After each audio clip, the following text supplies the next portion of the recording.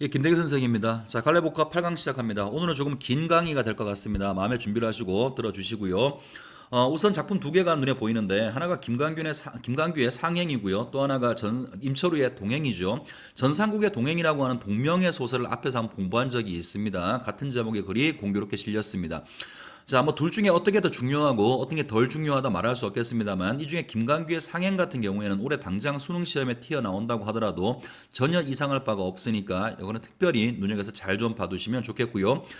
임철우의 동행도 어떤 서사의 진행보다는 인물의 심리 위주의 진행이기 때문에 글 자체는 조금 좀 그냥 읽었을 때 난해한 느낌을 줄 수가 있으니까 설명을 차근차근 잘 들어주시면 좋겠습니다. 자, 우선 앞부분에서 2인칭에 대해서 설명하는 글이 하나가 나오는데 이거부터 먼저 보고 지나가죠. 자, 이 글이 뭘 설명해 줄 거냐면 이거는 문학 작품에서 말하는 이가 사용하는 2인칭의 의미 매우 생소합니다. 우리가 1인칭, 3인칭은 많이 들어봤는데 문학에서 2인칭은 매우 생소하죠. 자, 2인칭의 의미, 유형, 효과를 의미를 설명해 줄 거고요.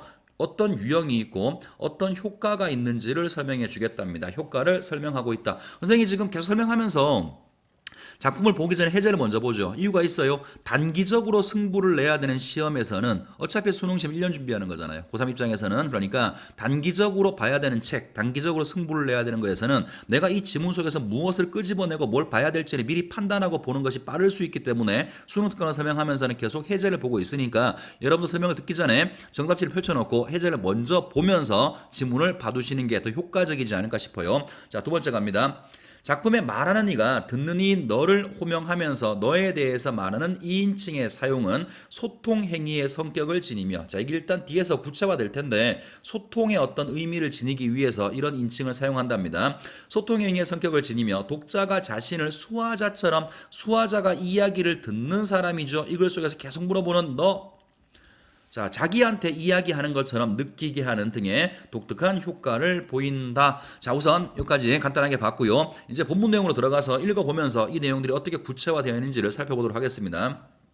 자, 우선 인칭에 대한 개념. 인칭은 어떤 동작의 주체가 말하는 이, 듣는 이, 제3자 중에 누구인가의 구별을 이르는 말로서 이까지는 상식선에서 알고 있는 거죠. 그 종류에는 1인칭, 2인칭, 3인칭이 있다. 여기까지는 엄마도 알고 있는 이야기네요. 넘어갑니다.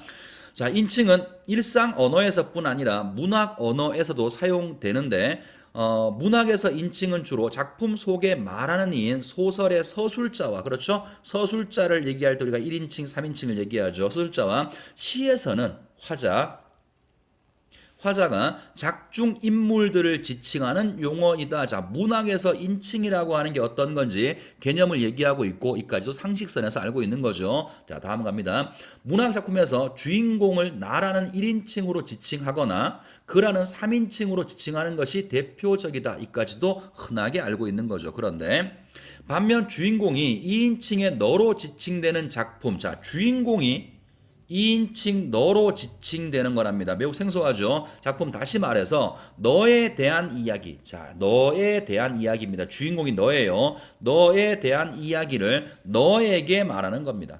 너에게 말하는 작품은 상대적으로 적은 편이다. 하지만 2인칭의 사용은 작품에서 독특한 효과를 부여한다. 지금부터는 눈여겨서 봐야 되겠네요. 지금까지는 2인칭이라는 게 어떤 개념이냐, 인칭의 개념하고 소설 속에서 2인칭이 어떤 건지를 설명했고 지금부터는 효과가 나올 거니까 길을 쫑긋 세우고 보셔야 되고요. 그냥 단순하게 보는 것이 아니라 여기서 봤던 그 효과들이 앞으로 보게 될 두 개의 작품 속에 어떻게 매칭되는지를 함께 생각하시면서 보셔야 돼요. 여기 지금 2인칭이란 말 나왔는데요. 2인칭 여러분 어쩌면 가지고 있는 문학책 중에서 뭐에서 본 적이 있냐면 신경숙이라는 사람이 썼던 소설 중에서 엄마를 부탁해라고 하는 한때 굉장히 베스트셀러가 됐었던 이 글을 보신 적이 있는지도 모르겠어요. 이게 아마 교과서에 실려있는 가장 대표적인 2인칭 소설인데 이 글이 엄마를 부탁해라는 글이 교과서에 실려있지만 수능에 나올 것 같지는 않아요. 왜냐하면 얼마 전에 이 신경숙 씨가 표절 작가 의혹을 받게 돼서 좀 문제가 좀 생겼거든요. 그래서 수능에 나올 것 같지는 않습니다만 어쨌든 2인칭 소설도 교과서 속에 포함되어 있는 거니까 이런 게 있구나 알아둘 필요는 분명히 있습니다. 자, 효과에 대한 설명을 보겠습니다. 2인칭 대명사의 사용은 호명의 주체인 내가 전제되어 있다. 당연하죠. 내가 부르는 거니까. 자, 모든 너는 나에 의해서 불려지는 것이다. 이런 점에서 2인칭을 사용하는 말하기는 소통 행위의 성격을 띈다. 아까 우리가 해제에서 얼핏 봤죠. 왜 2인칭을 쓰느냐? 소통 행위 때문에 쓴다라는 건데 좀 더 봅시다. 말하는 이 내가 듣는 이 너를 호명하면서 너에 대해서 말하는 것이다. 이러한 소통의 양상은 소통의 모습은 다양한데 너를 호명하는 내가 작품 속 세계에 등장하는 인물일 경우에 자, 첫 번째 조건 어떤 모양이 있느냐? 내가 이 속에 등장하는 경우에 너를 관찰하면서 내가 등장할 때는 관찰하면서 너의 심리를 추측할 수밖에 없죠. 전지적 작가 시점이 아니니까 추측할 수밖에 없는 겁니다. 심리를 추측하고 나의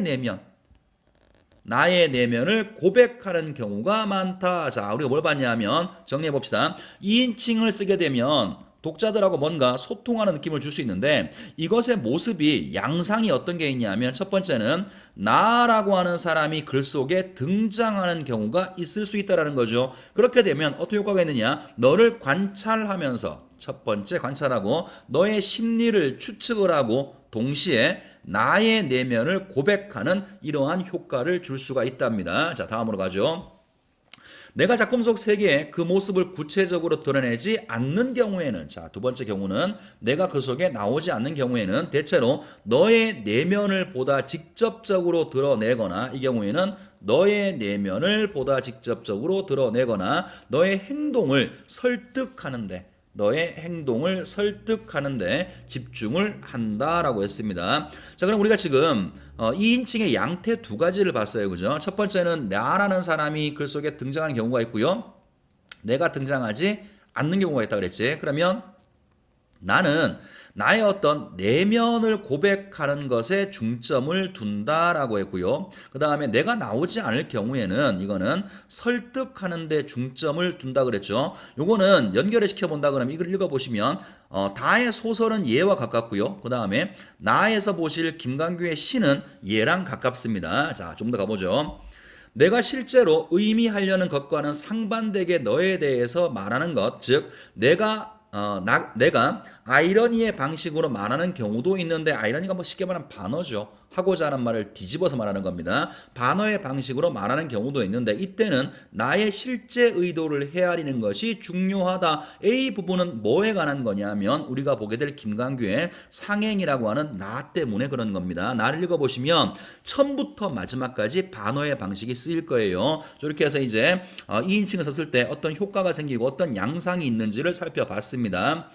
자, 2인칭의 사용은 독자 자신을 수화자처럼 느끼게 하는 효과가 있다. 이것도 아까 우리가 두 번째 효과 해제에서 본 적이 있습니다. 이러한 효과가 있다. 특히 현재 시제로 쓰인 작품에서 자, 또 양태 만약에 현재 시제로 쓰여진다면 여기서 너의 사용은 독자가 자신을 부르는 호칭으로 느끼게 할 수가 있다. 자, 그 너가 수화자 독자처럼 느껴진다는 거죠. 독자가 자신을 부르는 호칭으로 느끼게 할 수가 있다. 이 경우 독자는 너의 위치에 자신을 놓으면서 너에 대한 설명을 자신의 삶에 적용을 해본다. 독자들이 자신의 삶에 적용해봐. 다른 말 써볼까요? 자신의 삶을 그 내용을 통해서 성찰해보는 계기가 될 수 있다라는 것 같아요.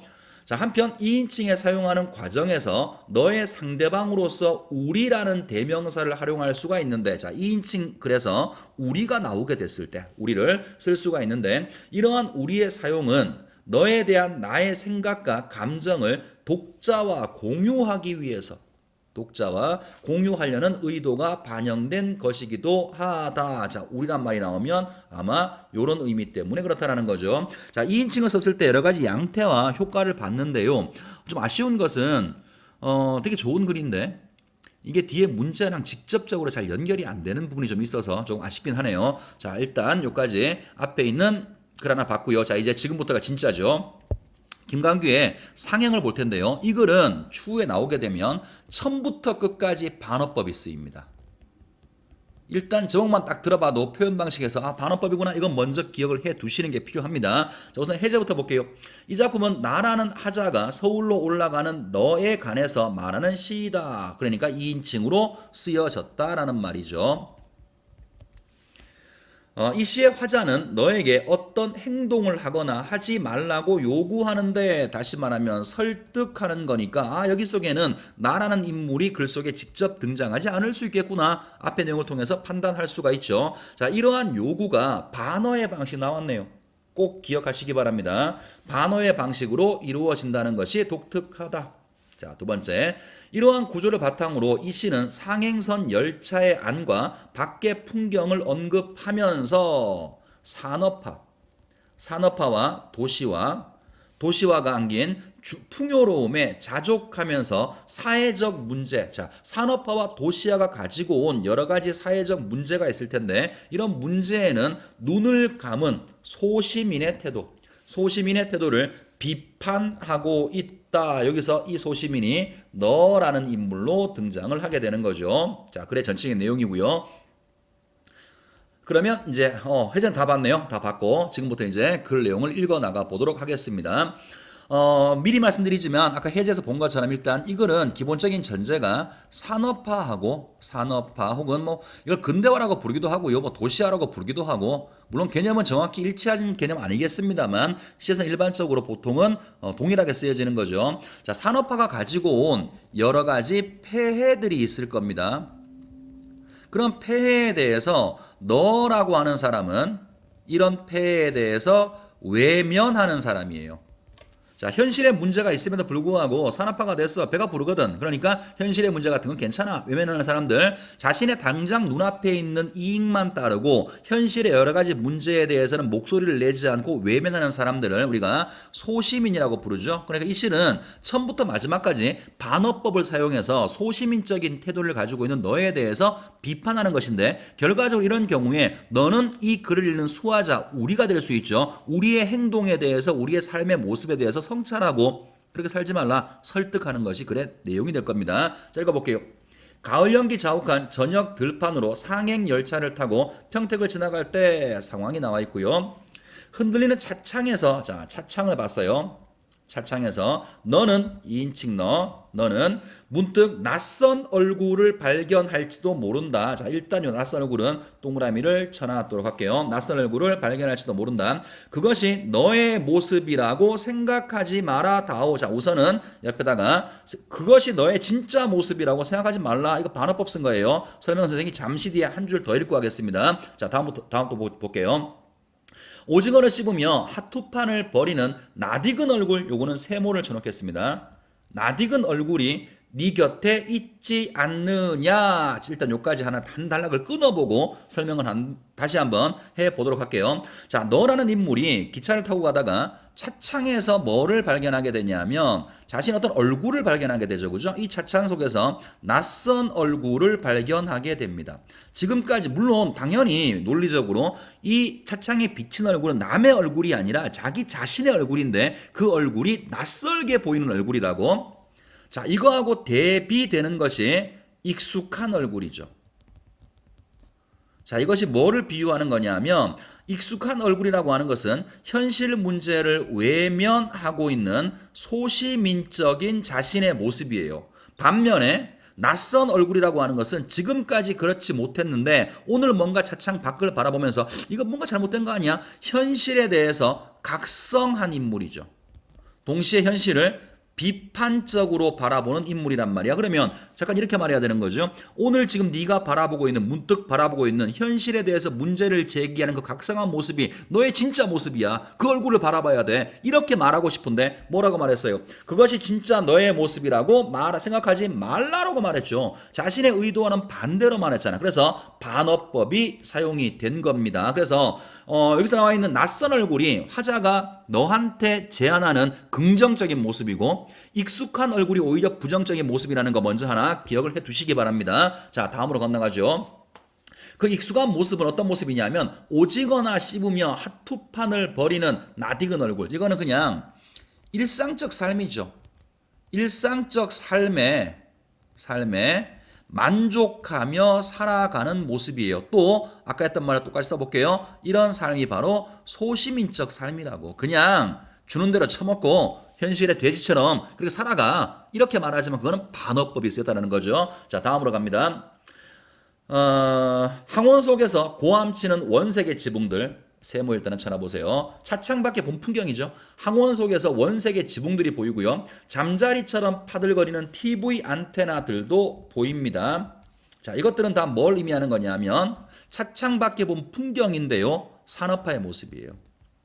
산업화가 되고 나서 달라진 외부 풍경이죠. 옛날에는 초가지붕이었어. 그런데 지금은 다 전부 다 색색의 지붕들로 바뀌어 있고요. 옛날에 TV가 어디 있어? 근데 TV 안테나가 다 들어가 있어. 전부 다 산업화나 혹은 도시화의 모습이죠. 차창을 통해서 바라본 외부 풍경입니다. 지금까지 인식하지 못했던 산업화의 모습을 너라는 인물이 차창을 통해서 인식하게 되는 것이니까 차창이라고 하는 것은 여기서 차창의 의미를 굳이 부여한다 그러면 현실을 보게 되는 현실 인식의 매개체가 된다라고 볼 수 있겠죠. 자, 아마 내신 준비하는 사람들은 내신에서 볼 때는 여기 차창하고 뭐를 많이 비교할 수 있냐면 최두석의 성액꽃이라고 하는 글도 차창 속에서 비춰지는 어떤 것들이 있죠. 꽃이랑 좀 비교해서 어떻게 다른지를 좀 알아두는 게 필요할 겁니다. 자, 다음으로 갈게요. 흥미있는 주간지를 보며 고개를 끄덕여다오. 그러니까 이거는 지금 위에서 봤던 것은 현실의 문제죠. 산업화와 도시가 가지고 온 이런 현실의 문제, 여기에 대해서 신경을 쓰는 비판하고 뭔가 문제의식을 가지는 낯선 얼굴이 되지 말고 요거랑 대비되는 것이 이런 모습이겠죠. 흥미있는 주간지나 보면서 다시 말하면 현실 문제를 외면하라는 거예요. 현실 문제를 외면하고 아주 감각적인 기쁨만 추구하면서 고개를 끄덕이다 현실에 비판하지 말고 현실에 순응하는 모습이죠. 마찬가지로 고개를 끄덕여다오 이것도 마찬가지로 반어법이 사용된 겁니다. 처음부터 마지막까지 반어법이에요. 자, 그 다음으로 갑니다. 농약으로 질식한 풀벌레의 울음 같은 자 농약 때문에 질식했어. 역시 산업화 근대화의 폐해죠. 심야 방송이 잠든 뒤에 전파 소리 같은 자 요거 잘 보셔야 됩니다. 전파 소리 같은 여기 울음도 마찬가지고요. 울음 전파 소리 같은 듣기 힘든 소리 여기에 귀를 기울이지 말아다오 역시 반어법이 쓰였어요. 선생님이 지금 동그라미 친 것들이 있죠. 농약으로 질식한 벌레의 울음, 그 다음에 듣기 싫은 전파 같은 소리, 다 전부 다 뭐냐면 산업화 근대화로 인한 어떤 폐해, 이 폐해에 대해서 비판하는 소리죠. 비판의 목소리예요. 비판의 목소리이고 또 다른 말로 같은 의미로 써본다 그러면 현실적인 문제를 제기하는 이런 목소리라고. 이런 목소리에다가 귀를 기울이지 말아다오 현실 문제에 대해서 외면하라고 말하고 있는 거죠. 그러니까 역시 반어법이 쓰인 겁니다. 자, 다음 부분. 학성기마다 울려나오는 힘찬 노래 역시 이것도 산업화를 얘기하는 거예요. 새벽종이 울렸네 들어본 적 있죠, 그죠? 그런 노래들. 그런 노래. 고속도로를 달리는 자동차의 소리, 고속도로 역시 산업화, 자동차 다 산업화를 말하는 겁니다. 얼마나 경쾌하냐 역시 반어법이 쓰인 거예요. 이러한 산업화가 좀 문제가 있지 않느냐 이렇게 말할 것을 경쾌하다라고 반대로 반어법을 쓴 겁니다. 옛날부터 인생은 여행에 비유되었으니 맥주나 콜라를 마시며 즐겁게 여행을 해다오 역시 반어법이에요. 왜냐하면 즐겁게 여행을 해다오 이 말은 골치 아프게 현실 문제를 신경 쓰지 말고 현실의 문제를 외면하면서 순응하면서 소시민적으로 살아라 이런 이야기죠. 근데 하자는 이렇게 이런 모습에 대해서 비판하고 있는 것이니까 즐거운 여행을 해다오 소시민 같은 삶이나 살아야 돼지놈들아 이렇게 말하고 있는 거지 그제? 그러니까 반어법이 사용이 된 겁니다. 자 다음으로 갑니다. 되도록이면 생각을 하지 말아라. 자, 생각 역시 비판이죠. 그죠? 비판이나 문제의식 같은 것을 갖지 말아라. 역시 반어법 사용된 겁니다. 아주 징글징글하죠? 처음부터 마지막까지 반어법이에요. 놀라울 때는 다만, 자, 뭔가 이건 좀 비판해야 되겠는데 그럴 때가 오면 아라고만 말해다오. 다시 말하면 비판의 목소리를 내지 말라라는 거야. 뭔가 네가 살다가 이건 좀 이상해. 한마디 해야 되겠는데 그럴 때가 오더라도 그냥 감탄사 정도로 말하고 마라. 역시 반어법입니다. 보다 긴 말을 하고 싶으면 자 이제 진짜 뭔가 긴 말 비판을 좀 해야 되겠어. 이렇게 말을 하고 싶으면 침묵해다오 또 역시 침묵하는 거, 외면하는 거죠. 그죠? 현실의 문제에 대해서 잘못됐다고 인식되는 그 순간이 있다라고 하더라도 외면하라는 이야기예요. 당연히 또 역시 이것도 반어법이 사용이 된 겁니다. 침묵이 어색할 때에는 오랫동안 감은 날씨가 자, 뭔가 침묵이 어색해.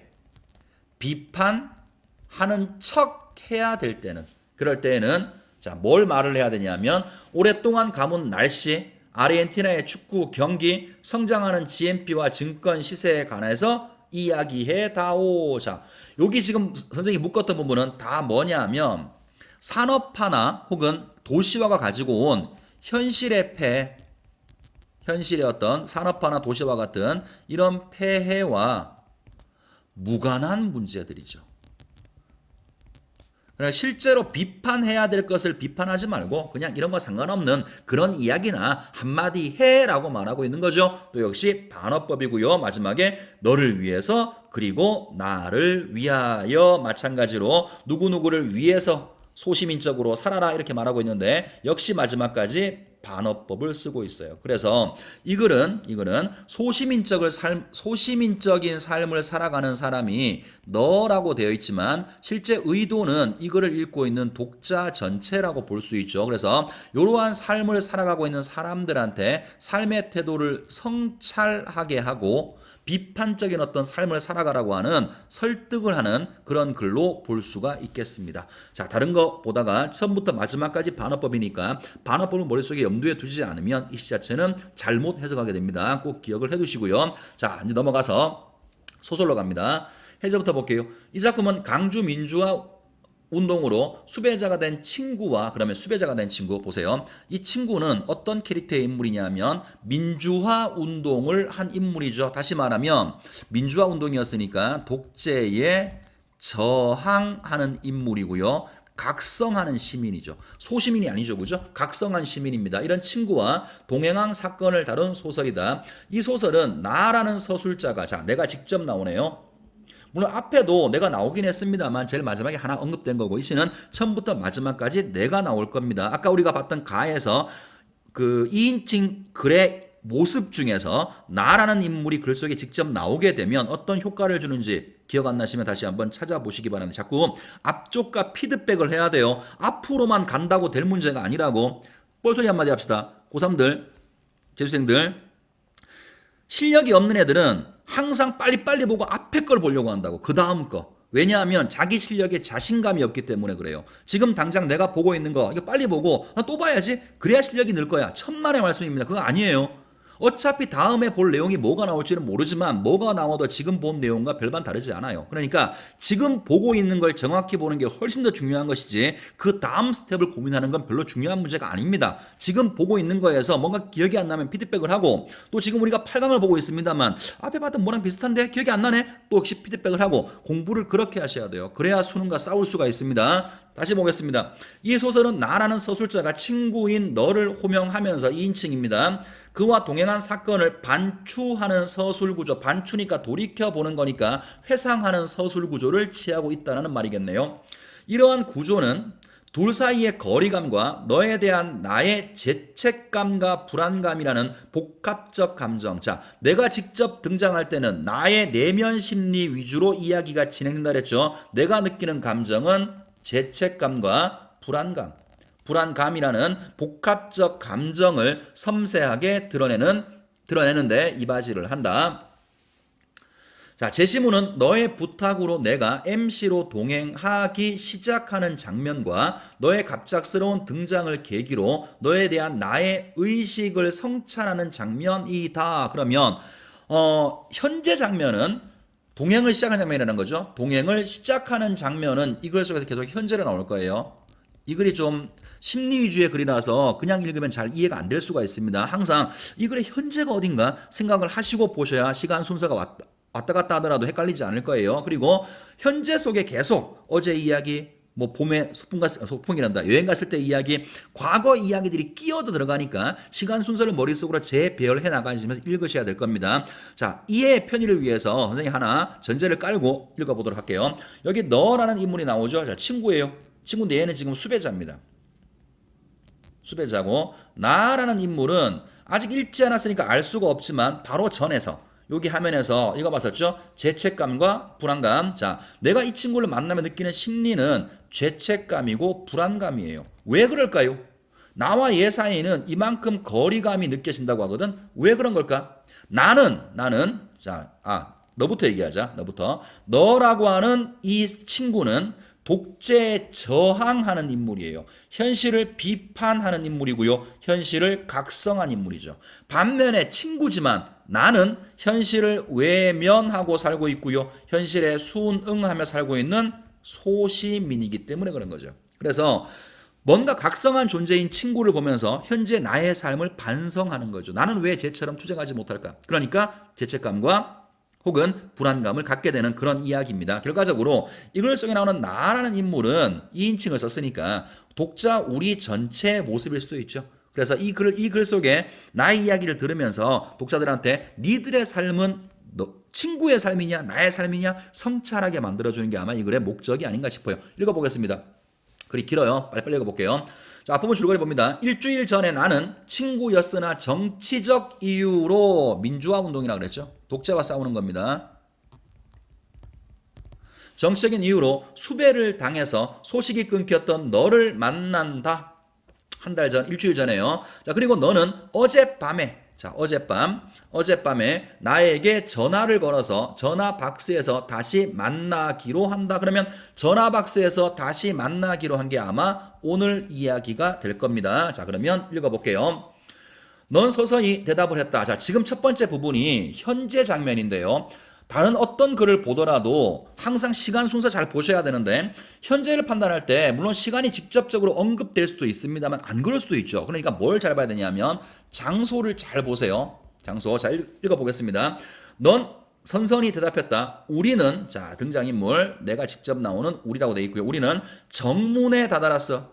자, 장소가 지금 어떤 정문입니다. 정문에 다다랐다. 경비실 안에서 경비원들인 듯한 사내가 잡담을 나누고 있었다. 너는 앞장서서 성큼성큼 걷고 있었다. 자, 별거 없죠. 어제 전화를 받고 오늘 만난 것 같아요. 몇 가지 궁금한 것들이 있었으나 그냥 묻지 않기로 했다. 네 말말 따나 모르는 것이 피차 좋을지도 모르니까 어쨌든 넌 비밀투성이었다. 자, 오랜만에 만난 친구에 대한 거리감을 느끼는 거죠. 아는 친구지만 아는 게 없어. 자, 그 다음 아직도 나는 네가 기거하고 있는 집조차도 정확히 모르고 있는 형편이었다. 전화를 걸어오는 건 언제나 네 쪽이었고 어제도 그건 마찬가지였다. 자, 이제 이야기가 여기서부터는 다시 어제 이야기가 시작될 거예요. 자, 오늘 학교 정문이겠죠? 정문을 지나가는 장면이 현재 장면이고 그 장면에서 그 친구와의 거리감을 이야기하다가 어제 전화를 받았던 대로 상황이 점프하는 겁니다. 시간이 이제 뒤집어지는 거예요. 이제 읽어보시면 아시겠습니다만 처음부터 마지막까지 대화가 하나도 없어요. 전부 다 인물의 심리 속에서 벌어진 이야기라서 집중하지 않으면 독해하기 어렵습니다. 자, 그 다음 갈게요. 밤 10시가 막 지날 쯤에 어젯밤 10시가 지날 쯤이었다. MC로 가는 열차편 좀 알아봐줘. 너랑 같이 동행하고 싶은데 그래 주겠니? 단도직입적으로 너는 그렇게 말했다. 이날은 언제예요? 이날은 친구가 전화한 건 어제고요. 동행하자라고 하는 건 오늘이죠. 그죠? 내가 지금 친구랑 동행하고 있는 오늘을 얘기하는 겁니다. 이날은 강의가 있었다. 몇 과목은 이날 종강이라고 했다. 그러니까 쉽게 빼먹을 수 있는 강의가 아니죠. 그죠?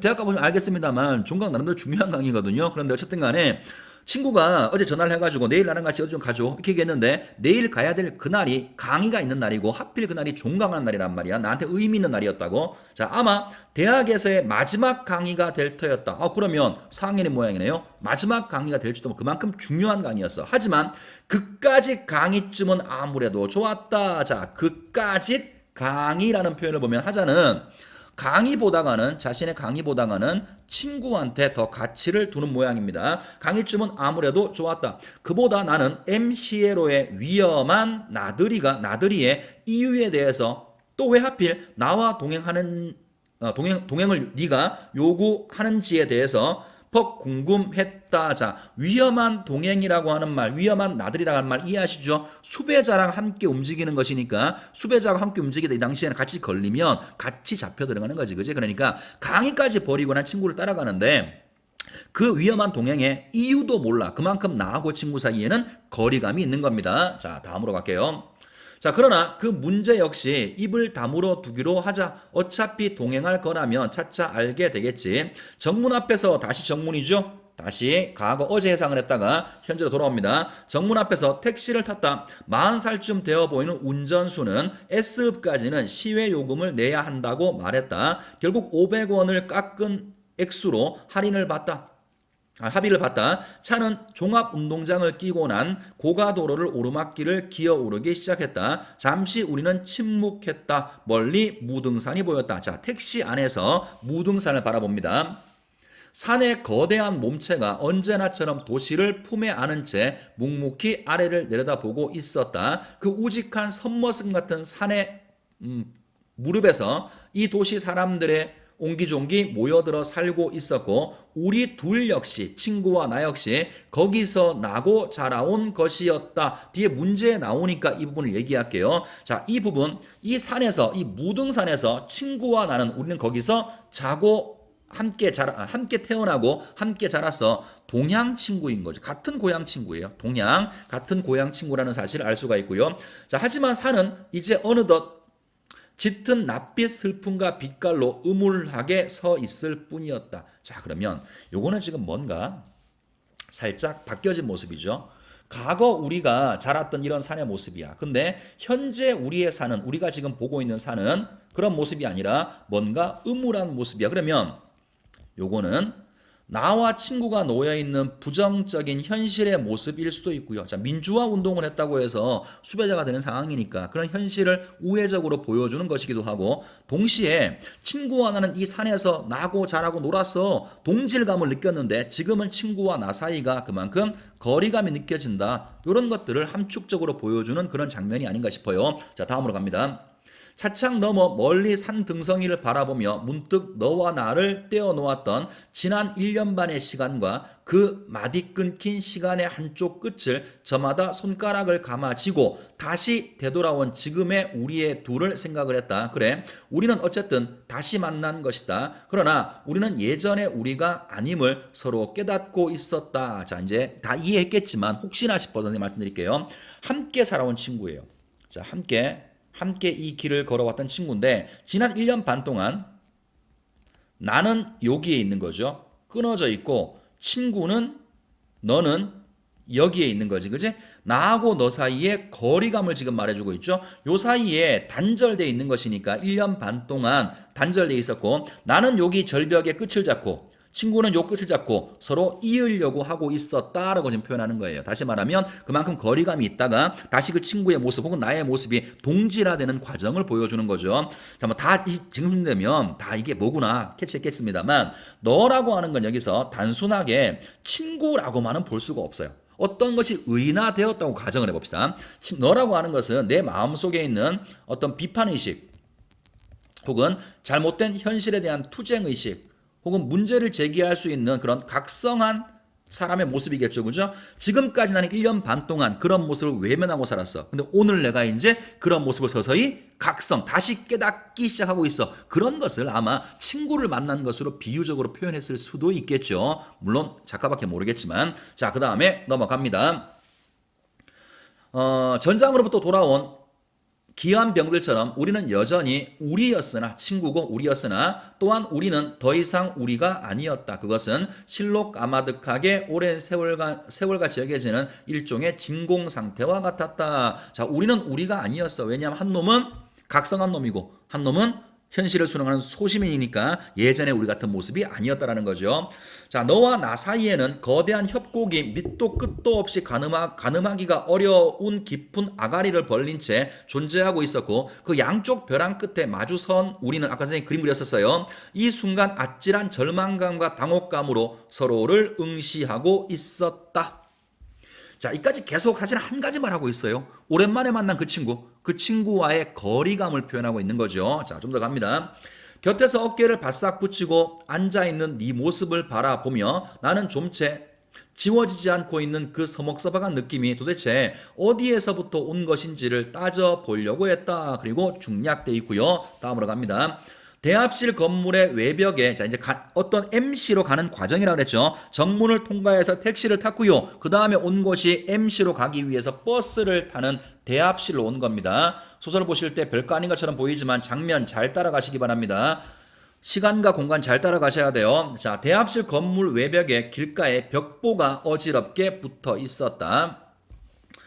불조심, 자연보호, 속은 인생, 어제까지 밝은 인생, 오늘부터라고 적힌 방첩 포스터. 이거 처음 보죠? 방첩이 뭐냐면 간첩을 잡는 포스터예요. 그리고 그 옆으로 하사관 모집 광고와 지명 수배자들의 사진도 나란히 붙어 있어서 지명 수배자의 사진. 자, 여기 누가 있을까요? 너 친구의 얼굴이 있겠죠? 27세, 신장 175cm, 미남형의 호리호리한 체격, 그 아래 고등학교 교복 차림에 네 사진도 틀림없이 끼어 있을 것임을 나는 알고 있었다. 자, 이제 버스를 기다리는 대합실에서 수배자 명단을 보게 되고요. 거기에 고등학교 때의 사진이 붙어 있는 친구의 수배 전단을 보게 되는 겁니다. 자, 다음 부분. 지금 바로 네 곁에 앉아있는 우스꽝스러운 차림에 얼핏 보면 40대쯤으로 보이는, 자, 이거는 현재의 모습이죠. 이거는 이제 현재 너의 모습입니다. 40대쯤으로나 보이는 더부룩한 구렛나루의 뚱뚱한 사내, 이게 지금 현재 친구의 모습이라고 사내를 나는 쌈스럽게 쳐다보았다. 자, 왜 그럴까요? 벽보 속에는 우리가 함께 있었던 고등학교 때 순수한 모습인데 지금은 너랑 나는 이렇게 모습이 다르고 벽보에 보이는 모습하고 현재 친구의 모습이 너무 다르기 때문에 그렇죠. 나는 아마 친구한테 똑같이 또 역시 거리감과 뭐 다른 말로는 괴리감이라고 하기도 하죠. 사진 속의 과거의 모습과 현재 친구의 모습이 너무 달라 보이는 겁니다. 자, 그러다가 사진 속의 앳된 소년의 모습을 떠올리며 혼자 쿡쿡 웃고 말았다. 너는 무심한 표정을 내게 돌리고 있었다. 왜 그래? 보세요. 대화조차도 쌍따옴표로 안 나와요. 전부 다 심리 묘사로 되어 있는 겁니다. 자, 왜 그래? 아니야, 그냥 네 사진 본 적이 있냐? 어디? 자, 내가 턱끝으로 벽보를 가리켜 웃었고 잠시 그쪽으로 눈길을 주고 있던 너는 고개를 저었다. 임마, 너 그치들한테 고맙다고 해야겠다구나. 자, 농담하는 거죠. 이 그치가 누구예요? 그치가 뭐 경찰들 혹은 여기서는 이 사람을 수배자라 만든 부당한 권력이라고 할까요? 부당한 권력들. 자, 그런 놈들한테 오히려 감사해야 되겠다. 몸이 호리호리한 미남형이란다. 너더러 자, 나는 지금 별로 심각히 생각하지 않고 농담을 하고 있는 거죠. 자, 그래? 비로소 너는 조금 웃었다. 그러더니 이내 낮게 한숨을 깔아내시면서 허공에 시선을 던지는 것이었다. 자, 여기서 혹시 인물의 그 너라고 하는 인물, 너라는 인물의 심리를 잠깐 추측해 보도록 합시다. 하자같이 뭘 보고 있어요? 너가 뭘 보고 있어요? 과거에, 자, 과거 사진을 보고 있죠. 그 다음에 현재 자신의 모습을 보고 있어요. 그러면 현재 자신의 모습은 수배자가 되어 있지. 자, 이제 이거 잘 이해하셔야 돼요. 수배자가 되어 있기 때문에 자기 신세를 한탄하는 게 아닙니다. 뭘 한탄하는 거냐면, 자, 이런 모습에 대해서 한탄하는 건 맞는데 수배자가 된 걸 후회하거나 혹은 수배자가 된 자신의 모습 자체를 한탄하는 것이 아니고요. 민주화 운동을 했어요. 다른 말로 고쳐볼게요. 자유를 갈망했단 말이야. 자유를 갈망했는데 수배자, 범죄자가 된 거죠. 자, 이런 현실, 자유를 갈망하면 범죄자가 되는 어떤 현실에 대해서 한탄하고 있는 친구의 그 심리를 한숨을 쉬는 어떤 행동으로 표현을 하고 있는 것 같아요. 자, 다음 갑니다. 나는 순간 다시금 속으로 후회를 씹으면서 발끝에다가 시선을 박았다. 온몸이 모래 속에 묻힌 듯 꺼끌꺼끌한 느낌이 커다랗게 고함이라도 내질렀으면 하는 심정이었다. 자, 지난 1년 반 동안 우리는 어디에서 네 얼굴과 마주쳐야만 했었다. 자, 우리 1년 반 동안, 지난 1년 반 동안 친구랑 직접 만난 적이 없다 그랬죠. 그럼에도 불구하고 네 얼굴을 항상 봤어. 어디서? 수배자 전단에서 본 거죠. 자, 우리 지난 1년 반 동안 이게 뭔가 비유하는 말이 있을 거예요. 읽은 다음에 얘기합시다. 내 얼굴과 마주쳐야만 했었다. 극장이나 다방, 식당, 대합실, 술집, 당구장 그 어디를 가더라도 너는 줄곧 우리를 따라다니며 끈질기게 괴롭히는 것이었다. 자, 봐봐. 너라고 하는 놈은 친구일 수도 있지만 동시에 아까 선생님이 뭐라 그랬어요?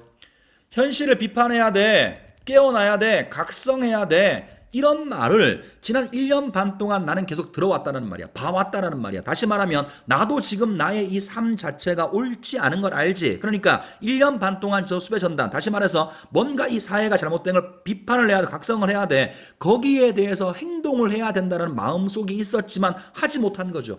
그래서 난 1년 반 동안 괴로웠다고. 친구가 그리워서 괴로운 게 아니라 친구의 그 행동, 다시 말해서 비판력을 가진 그런 인물이 되어야 되는데 현실의 자신의 모습에 대해서 불만족하니까 내면 갈등을 해왔던 자신의 모습을 이렇게 표현하고 있는 것 같아요. 자, 다음으로 갑니다. 지난 봄, 다시 또 과거 이야기입니다. 과거 이야기. 지난번 졸업여행을 갔던 제주도 어느 여관의 방 안에서까지 쫓아 들어온 교복 차림의 너 때문에, 자, 교복 차림의 너겠어요? 설마? 그죠? 똑같이 이것도 여기서 너라고 하는 것은 뭔가 똑같아요. 현실에 대한 비판과 각성을 얘기합니다. 자, 놀러 가서도 나는 이 생각을 했단 말이지. 그지? 이것 때문에 그날 밤 우리는, 자, 우리라고 나오죠. 나라고 안 나오고 우리라고 나오죠. 이제 독자들이 이제 이 글 속에 끌고 들어오는 겁니다. 자, 우리는 녹초가 되도록 술을 퍼마셨고 엉망으로 추태를 떨어야 해서 왜 그런 거죠? 왜 우리는 즐거워서? 아니죠. 이곳까지 네 사진이 따라왔다 그랬지, 그지? 그러니까 우리가 이렇게 지금 이런 시국에 놀러 나와가지고 술이나 처먹을 땐가 내면 갈등이 있었죠. 이렇게 살면 안 될 것 같아.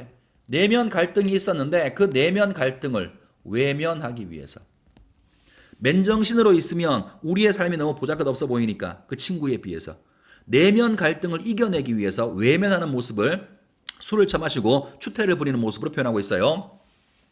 자, 하지만 차라리 그때가 더 우리에게는 마음 편했던 것이 아니었을까? 자, 그때 언제를 얘기하는 거죠? 현실에 외면하고 현실에 순응하면서 술이나 처먹었을 때, 현실의 모습을 직접 몰랐을 때, 그때가 오히려 더 편했을지도 모르겠다. 엄지손가락만큼 작은 현상 수배자의 사진 속에 너를 가두어 놓고 나서 이 낡은 앨범을 펼치듯 적당한 양의 감상과 자기 합리화를 취향껏 덧칠해 가면서 너를 들여다볼 수가 있었을 동안만은 그래도 너는 우리들에게 여전히 기억 속의 이름으로서만 존재하고 있었다. 봐. 너가 어떻게 기억 속의 이름으로만 존재했어. 이거 비슷한 것을 본 적 있지 않았어요? 너를 어떤 자유, 각성한 것, 권리, 비판 이렇게 본다 그러면 그것이 기억 속에만 있어. 현실에 있지 않아. 내 삶 속에 있지 않고 기억 속에만 있어. 어디서 봤었죠 이거? 김수영의 사령, 자유가 할자 속에만 있었어. 그거랑 비스무리한 거죠. 그죠? 그러니까 우리는 모르지 않는다고, 알고 있었지만 그것을 감추고 행동하지 않았던 과거의 그때의 모습, 현실에 순응했던 소시민적인 모습이 오히려 지금보다 더 마음이 편했을지도 모르겠다고 지금 고백하고 있는 겁니다. 자, 다음 번 볼게요. 네가 다만 과거의 기억 속에서 머물러 있어 주는 한, 자, 기억 속에서만 머물러 있어. 다시 말하면 현실을 외면할 수 있는 한, 그래도 우리는 술에 취하면 잠들 수가 있었고 현실에 순응하며 편하게 살아가는 소시민적인 삶이죠. 가끔은 아픈 생채기를 손톱으로 핥혀대며 저주 섞인 넋두리를 퍼부어 대다가도, 자, 뭔가 가끔씩은 누구에 대한 저주 섞인 넋두리일까? 현실에 대한 넋두리. 가끔씩은 이렇게 뭔가 현실의 문제에 대해서 비판을 하기도 하다가도 그것이 끝나면 사실은 더 많은 일상의 건태와 망각 속으로 쉽사리 몸을 던져 넣을 수가 있었던 것이다. 자, 금방 조금 비판하다가도 금방 일상 속으로, 일상의 건태와 망각 속으로 우리는 들어갈 수가 있었다. 계속 지금 자신의 과거 1년 반 동안의 소시민적 삶의 모습을 이야기하고 있는 겁니다. 우리들은 피곤했었다. 너무나도 피곤하고 힘겨웠으므로 우리는 차라리 잠들어 버리고 싶었던 것이다. 자, 너무나 피곤했어. 뭐가? 현실의 문제가 너무나 피곤했어. 그래서 우리는 잠들고 싶었어. 이 잠이 드는 것은 현실을 외면하는 소시민적인 모습인 거죠. 그 때문에 우리는 우리의 마비된 의식과 교살당한 영혼, 마비된 의식과 마찬가지예요. 소시민적인 모습이죠. 비판력을 상실한 소시민적인 모습입니다. 이것을 희뿌연 혼돈의 나락을 향해 까마득히 침몰해 가도록 내버려 두고 현실에 순응을 하고 싶었다. 그래, 모두들 가라앉고 있었다. 자, 모두들 가라앉고 있어 현실에 순응하며 소시민적으로 살고 있었다. 저마다 탈색된 눈빛으로 시면의 저편으로 어느덧 차츰차츰 가라앉아 가고 있는 참이었다. 잠들어라 깊이 깊이 잠들어라 영영 깨어나지 않을 잠속으로 투신하라 깊이 깊이 오래오래. 계속 지금 1년 반 과거의 자신의 모습이죠. 선생님 지금 필기하고 있습니다만 계속 같은 말들이죠. 잠든다, 침전한다 이런 말들은 전부 다 현실을 외면하고 순응하며 살아야 된다. 자기 합리화를 하고 있는 거죠. 현실은 너무 괴로워. 그러니까 이걸 외면하고 그냥 잠드는 게 좋아. 외면하는 게 좋아. 소시민적인 자기의 모습을 합리화했던 과거의 모습에 대해서 계속 하자가 얘기해주고 있는 겁니다. 자, 그 다음 어디선가 감미로운 음악처럼 그렇게 끊임없이 귓전에 불어오는 소리. 여기서 감미로운 음악 결코 긍정이 아니죠. 그죠? 자신을 소시민으로 만드는 현실의 유혹 같은 것이죠. 저항하지 못하고 현실에 만족하고 순응하며 살게 만드는 이러한 어떤 현실적인 유혹들을 음악이라고 부른 것 같아요. 음악처럼 그렇게 끊임없이 귓전에 불어오는 소리 그 불경한 주문을 봐봐요. 불경하다가 표현했잖아요. 이 음악이 불경한 주문처럼 들으면서 우리는 침하하고 가라앉고 있었다. 서서히 비판력을 상실하고 있었다. 그러면서 우리는 저마다 그 감미로운 속삭임을 이렇게 은밀히 서로서로 따라서 되뇌인다. 잊어라 잊어라. 자, 이거는 자기 스스로 합리화하는 거죠. 우리는 이렇게 스스로 합리화했다. 잊어라 잊어버려라. 옛날은 옛날일 뿐 기억은 기억일 뿐 보다 새롭고 싱싱한 내일을 위해서 악몽은 흔적조차 남기지 말고 지워버려라. 깨끗이 완벽하게 땡땡땡. 현실의 문제에 눈을 돌리면서 외면하면서 우리가 가졌던 합리화죠. 자기 합리화. 여기서 내일이라고 하는 것은 이게 현실을 외면하는 대가, 명목이죠. 명목상의 이유죠. 명목상의 이유. 자, 내일 우리 지금 이거 잠깐 참으면 내일 더 잘 살 수 있어. 우리 지금 조금만 참으면 자유가 문제야. 조금 참으면 내일은 우리가 더 나은 미래를 만들 수 있어. 그런 합리화 때문에 현재 자유가 억압당하는 이런 현실에 대해서 외면하고 살아왔다라고 계속 고백하고 있는 겁니다. 자, 그런데 하필 이 순간에 자, 현실에 만족하면서 그냥 편하게 살고 있는데 네가 나타난 것이다. 그렇다면 너라고 하는 것은 각성의 계기가 되는 거죠. 이렇게 사는 모습을 내가 부끄럽게 느끼게 만드는 각성의 계기가 되는 겁니다. 이럴 때 네가 나타난 것이다. 그 불쾌하고 섬뜩한 악몽의 흔적을 우리의 졸리운 내리로부터 감히 곡괭이질을 해서 미안합니다.